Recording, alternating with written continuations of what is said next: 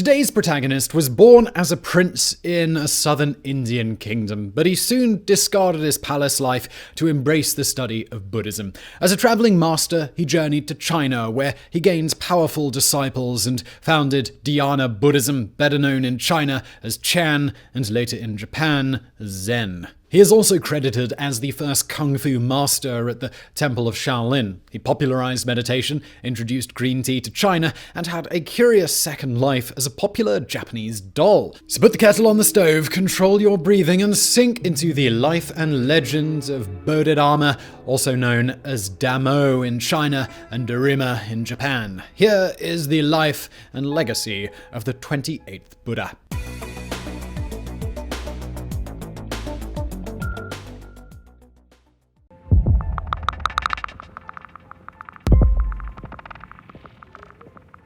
Most of what we know about Bodhidharma is painted in the colors of legend. However, there is a historical account of his life written by the Chinese monk Dao Xuan in the 7th century AD. Bodhidharma's exact date of birth is not known. We do know that he was active throughout the first half of the 6th century AD and was born in the South Indian kingdom of Pallava, corresponding to the present-day states of Tamil Nadu, Karnataka, and Andhra Telangana. At birth, he was called Bodhidharma, and he wasn't exactly just another citizen of Pallava. He was a royal prince, the third and youngest son of King Simhamavan II. The capital city of Pallava was a place called Kanchi, and it was a prominent center of Buddhist scholarship, giving birth to many masters of the Mahayana strand of Buddhism. The king himself was interested in the Dharma, a term which indicates the words of the Buddha, the practice of his teaching, and the attainment of enlightenment. That is why he arranged for he and his sons to be trained by the famed master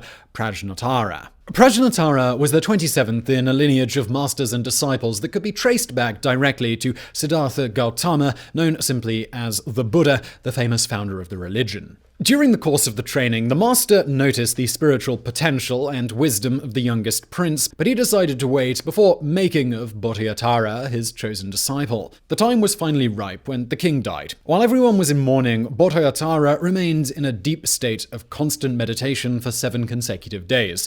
After finally rising a full week later, he went to Prajnatara and requested to be accepted as his disciple. Prajnatara took him under his wing and imparted all of the necessary teachings to make of him a new master. Under the guidance of his mentor, Bodhidharma deepened his understanding of the Dharma, but also mastered Ayurvedic medicine, acupuncture, and martial arts. When he eventually became Bodhi, or awakened, Prajnatara gave him his new name, Bodhidharma. He had now become the 28th in that unbroken lineage of realized masters.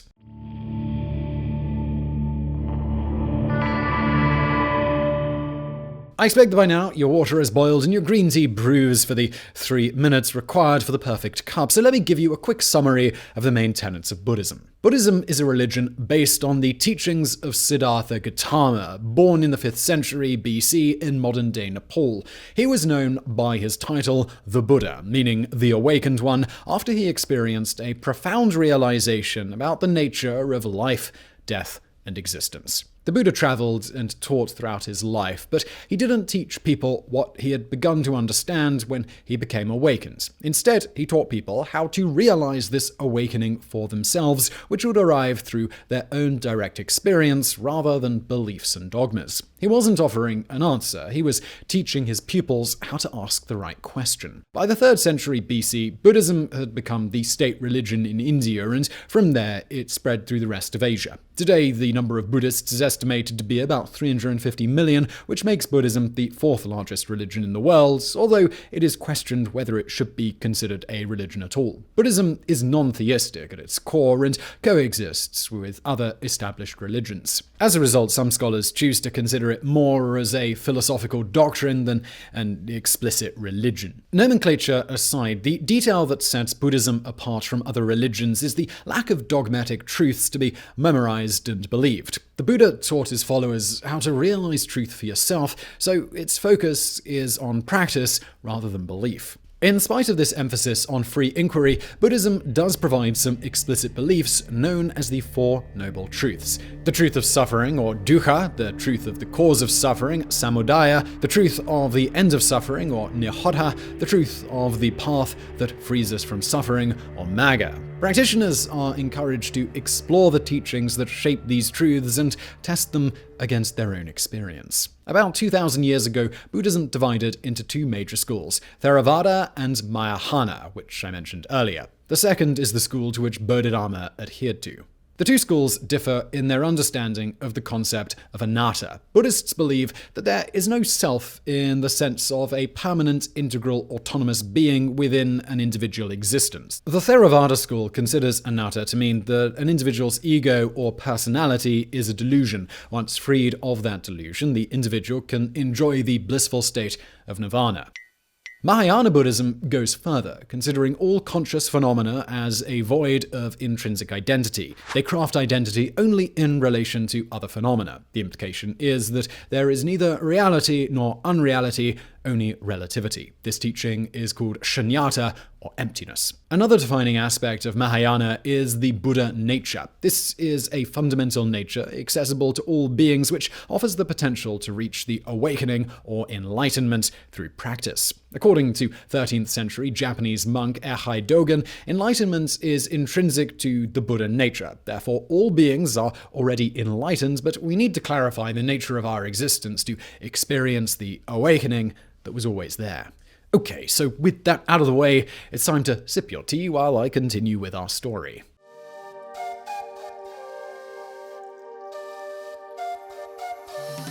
After completing his training, Bodhidharma was instructed by Prajnatara to travel to China and impart the teachings of Mahayana. Upon arriving, Bodhidharma felt that people were too focused on the conventions of Buddhism rather than its essence. They were too preoccupied with building temples and chanting rather than looking into their own minds for spiritual growth. Sometime after arriving, Bodhidharma was invited to a monastery to deliver a lesson to a large number of students, but the master just sat in front of them, meditating. Hours passed by, with Bodhidharma ever undisturbed by the whispers and murmurs of an impatient assembly. Eventually, he just silently stood up and walked away.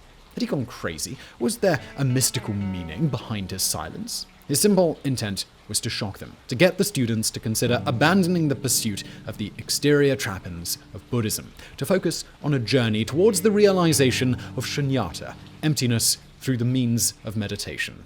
Dhyana in Sanskrit, or Chan in Chinese. The news of these teaching methods reached Emperor Wu of southern China, an avid practitioner of Mahayana Buddhism. He supported the monastic orders generously, built many temples, promoted vegetarianism, and banned the sacrifice of animals and capital punishment. Believing he had earned an audience with a wise master like Bodhidharma, Wu summoned the Indian master to his court and recounted his own great deeds. He then asked, "Having done all these, how much merit do I have?" Bodhidharma replied, "None." The emperor was taken aback by this answer and pressed on. "What is the first principle of the holy teachings?" Bodhidharma replied, "Vast emptiness, nothing holy." Bewildered, the emperor continued, "Who is standing before me then?" Bodhidharma replied, "I don't know." This conversation may have never happened, but it is one of the first recorded koans, paradoxical anecdotes or riddles used in Zen Buddhism to invite deep introspection. The meaning of this koan is to undermine the idea of identity and holiness. The emperor is portrayed as performing good deeds, but these are just meant to reinforce his ego, to use a modern concept. A king who clings to his ego will never find the bliss of nirvana or the freedom of liberation. For the second question of the emperor, the master's response points out that there is nothing to cling to as holy. Everything is inherently holy. Trying to differentiate between holy and unholy is quintessentially unholy. And the third response shatters again the concept of ego, this time for Bodhidharma himself. As his thoughts are passing through him like water in a river, nothing stays as the true Bodhidharma. Self-image is only a mirage. The story goes that Wu did not fully comprehend Bodhidharma's teachings and continued on without a true sense of understanding. Only later did he realize the depth of Bodhidharma's message, and he lamented, "Alas, I saw him without seeing him. I met him without meeting him. I encountered him without encountering him. Now, as before, I regret this deeply."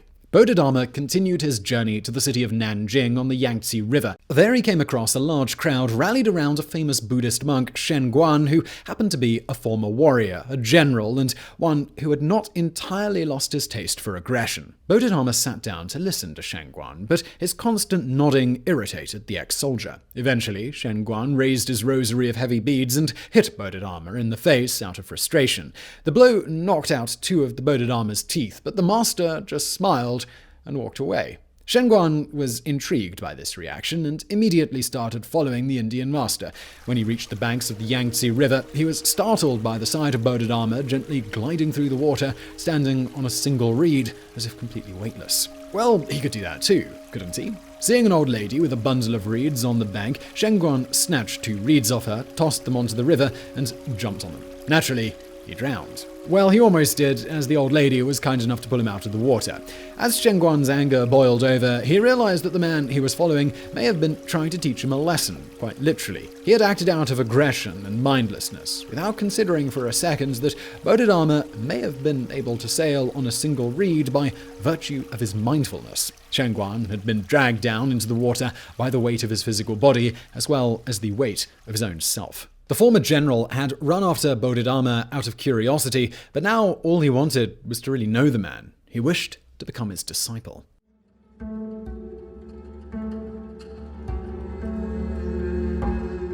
Bodhidharma continued his journey, and around the year 527 AD, he finally reached his destination, the temple of Shaolin, one of the major centers of Buddhism in China, founded by another Indian master, Buddhabhadra, in 495 AD. The Shaolin monks had heard of his approach and were gathered to meet him. When they invited Bodhidharma to come stay at the temple, though, he did not reply. Instead, he walked to a nearby cave on a mountain behind Shaolin, sat down, and began meditating. Here, the stories tell us that the Indian master sat facing a cave wall and meditated for 9 consecutive years. According to one story, his concentration was so intense that an image of his body was engraved into the stone of the wall before him. According to another account, his stillness was so unbroken that all 4 limbs eventually withered and fell off. Other legends claim the Bodhidharma was unable to stay fully awake during his 9 years of meditation. Out of frustration, he pulled out a knife and proceeded to cut off his eyelids. As the 2 scraps of skin fell on the ground, a tea leaf sprouted on the very spot, the first to ever grow in China. But for now, I'm going to stick to an account in which the master's body remained intact inside the cave. In the meantime, Shenguang had caught up with him. Unable to get a word out of Bodhidharma, the Chinese monk decided to stay outside the cave and stand guard. Every so often, both Shenguang and the Shaolin monks would try and interact with Bodhidharma, but no one ever received a reaction. Finally, after 9 years had passed, the puzzled monks decided that they had to do something for the enigmatic master. So they built a special room inside the temple just for him. The Shaolin monks invited Bodhidharma to come and stay inside the room, to which he did not immediately respond. Instead, he stood up, walked to the room, sat down, and immediately began meditating. He did this for another 4 years. Shenguang had been standing guard now for a total of 13 winters. All his requests to be taught by Bodhidharma had been ignored. In a fit of frustration, Shenguang picked up a large block of snow and ice and hurled it into the master's room. This massive snowball had the intended effect of awaking Bodhidharma from his meditation. Shenguang demanded to know once again when he would teach him. The reply he received: "When red snow will fall from the sky." Something inside Shenguang snapped, and he knew immediately what to do. As a former warrior, he always carried with him a sword. He raised it high above his head and swung it downwards in a fast, powerful, cutting motion. He had just cut off his own left arm. Shenguang grabbed his severed limb, raised it above his head, and whirled it around. The blood still gushing from the left arm froze in midair and floated to the ground like red snow. Seeing this act of self-sacrifice, Bodhidharma agreed to teach Shenguang. Their subsequent conversation became another founding koan of Zen. Shenguang beseeched the master, "My mind has no peace yet. I beg you, O master, please put it to rest." Bodhidharma said, "Bring your mind here, and I will pacify it." Shenguang searched for a while and then responded, "I have searched for my mind, and I cannot take hold of it." Then Bodhidharma declared, "Now your mind is pacified." The next lesson from Bodhidharma would require 4 more years of Shenguang's life. Over that span, Bodhidharma asked him to live on top of Drum Mountain in front of the Shaolin Temple. At the beginning of each year, the master would dig up a well to provide for all of Shenguang's needs. Each year, the water from the master's well had a different taste. First bitter, then spicy, next sour, and finally sweet. At this point, Shenguang realized that the four wells represented his life.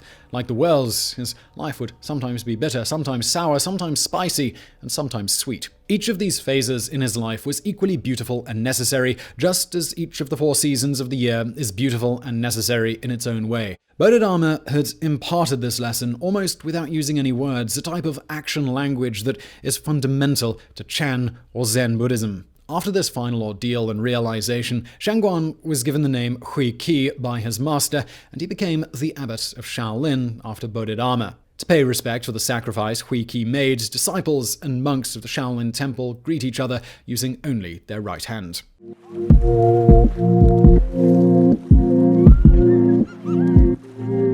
As I mentioned earlier, most of Bodhidharma's life has been mystified by legend. But assuming what you heard is all fact, you might be wondering, while Shenguang was barely surviving on water at the top of Drum Mountain, what was Bodhidharma up to? We can assume it was during this 4-year period that he shared his teaching with the Shaolin monks. According to some traditional accounts, he may have taught them how to fight. The Chinese martial arts, collectively known in the West as Kung Fu, may have been first introduced to the country by an Indian wandering monk. So, could this be true? Well, as a royal prince, the young Bodhidharma may well have been already skilled in the traditional Indian martial arts. Moreover, he received additional training from his Buddhist master, Prajnatara, and some artwork at the Shaolin depicts a dark-skinned monk training lighter-skinned students in a variety of hand-to-hand techniques. However, the predominant point of view among current Zen scholars is that the claim Bodhidharma invented Kung Fu is wildly exaggerated. For one thing, the first codified Chinese martial art, Jiao Di, predates the Indian master by at least 30 centuries.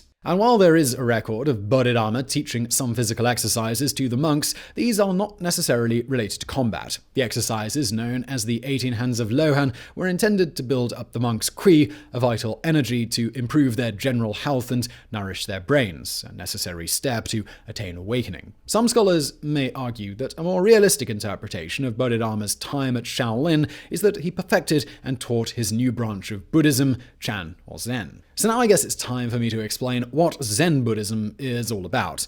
Bodhidharma himself defined Zen as a special transmission outside the scriptures, no dependence on words and letters, direct pointing to the mind of man, seeing into one's nature, and attaining Buddhahood. In other words, Zen requires a face-to-face transmission of Buddhist precepts from teacher to students outside the written tradition. And to do that, you need a proper certified Zen teacher. I'll only add that Zen is not an intellectual discipline that you can learn from books or a video. Instead, it's a practice of studying the mind and seeing into one's nature. According to Bodhidharma, the main tool of this is the practice of meditation, best known from its Japanese name, Zazen. Beginners approaching Zazen are taught to work with their breath to learn concentration. After a few months, your ability to concentrate may have ripened. As you progress, you may understand that the true goal of Zazen is that there should not be any goal nor expectation to a particular meditation session. Practitioners should learn to just sit in meditation while learning a lot about themselves along the way.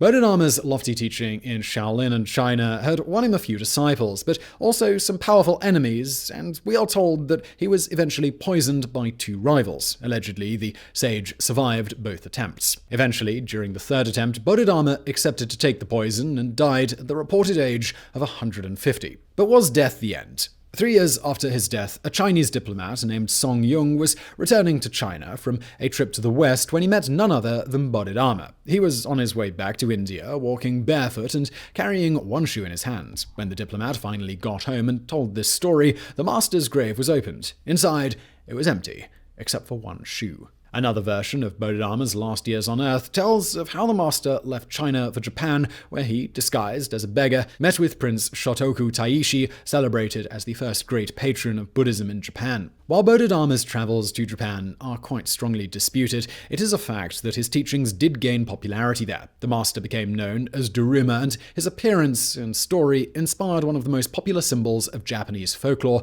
the Daruma doll, popular with the locals and tourists alike. If you have visited Japan, you may well have taken one of these home, wondering what's the reason behind the round shape and the blank white eyes. The shape of these dolls reflects the 9 years that Daruma spent meditating in the cave near Shaolin. If you remember, his immobility was such that all of his limbs had fallen off. The wide-opening eyes of the doll remind us of how the master had to cut off his eyelids to remain awake during zazen. The dolls are normally made without their pupils. It is up to the owners to draw them on once their wishes are fulfilled. Over time, the doll took a life of its own, collecting attributes further and further removed from the original inspiration. For example, it was dressed in red, a color associated with measles and smallpox, and became a talisman to protect children against these diseases. In a surprising twist, artists of the Edo era, 1603 to 1868, even morphed these dolls into phallic symbols. The sexual attributes were then shifted onto the sage himself, who became the object of parody-filled illustrations in which he leers at prostitutes or courtesans, a rather strange worldly tribute to the man who once said, "To have a body is to suffer." So I hope you learned something new from today's video, and I hope that what you learned is that you can't really learn anything by reading a book or watching a video, I suppose. Anyway, we put out brand new videos several times a week, so please do subscribe to get those and like this video if you did like it. And as always, I'll see you next time.